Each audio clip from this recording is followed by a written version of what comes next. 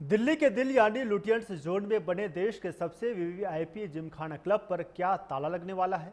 27 एकड़ में से ज्यादा की इस बेशकीमती जमीन का विवाद अब दिल्ली हाईकोर्ट पहुंच चुका है, जहां देश के दो सबसे बड़े वकील एसजे तुषार मेहता और अभिषेक मनु सिंह भी आमने सामने आ गए। अदालत में सरकार ने क्या दलील दी और जिमखाना क्लब का भविष्य अब क्या होगा, देखिए इस रिपोर्ट में।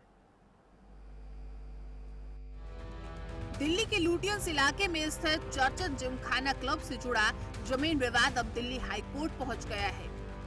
कोर्ट में हुई सुनवाई में केंद्र सरकार की ओर से सॉलिसिटर जनरल तुषार मेहता और क्लब सदस्यों की तरफ से वरिष्ठ वकील अभिषेक मनु सिंघवी ने दलीलें पेश की। सुनवाई के दौरान अदालत ने फिलहाल केंद्र के उस आदेश पर रोक लगाने से इनकार कर दिया, जिसमें क्लब को 27.3 एकड़ जमीन खाली करने के निर्देश दिए गए हैं।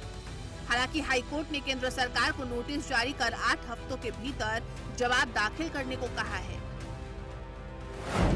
केंद्र सरकार की ओर से सॉलिसिटर जनरल तुषार मेहता ने मामले को अदालत के सामने रखा। सुनवाई के दौरान तुषार मेहता ने हाईकोर्ट को बताया कि कानून के हिसाब से ही कब्जा लिया जाएगा।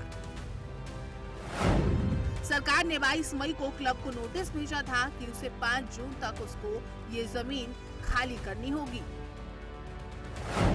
तुषार मेहता ने कहा कि अगर क्लब 5 तारीख को अपनी मर्जी से खाली नहीं भी करता है तो भी कब्जा नहीं लिया जाएगा।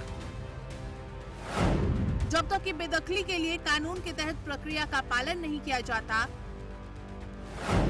कोर्ट ने याचिकाकर्ता के वकील से कहा कि जो क्लब मेंबर्स हैं, अगर जमीन ले भी ली जाती है तो भी आपकी मेंबरशिप बनी रहेगी। एसजी तुषार मेहता ने कोर्ट में कहा कि याचिकाकर्ता को दूसरी जमीन भी ऑफर की जाएगी। अब दिल्ली जिमखाना का पूरा विवाद क्या है, आप ये भी जान लीजिए।